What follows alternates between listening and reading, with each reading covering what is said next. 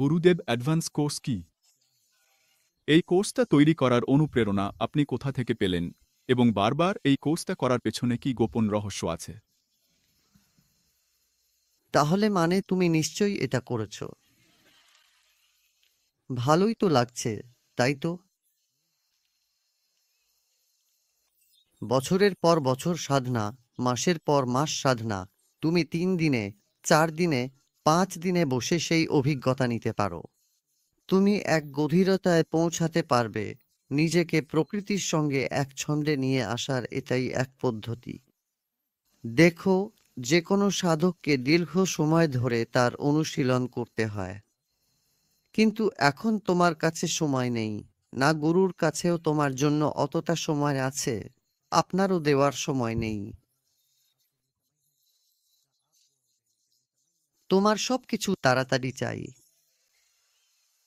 গুরুর তো সময় আছেই, কিন্তু তোমারই তো সময় নেই আসবার জন্য।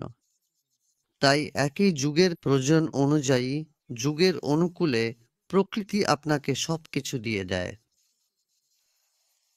10 ঘন্টা বসে শ্বাস দেখো, তারপর শরীরে অনুভূতি হতে শুরু করে।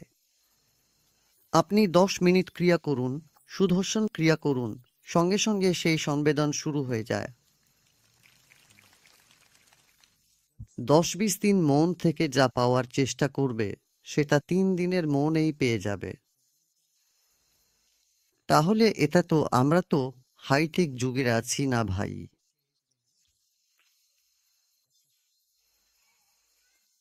প্রযুক্তির কথা, তাই না? টি-20তে টি-20 যুগে আছি, তাই আমাদের সবকিছুই সঙ্গে সঙ্গে চাই।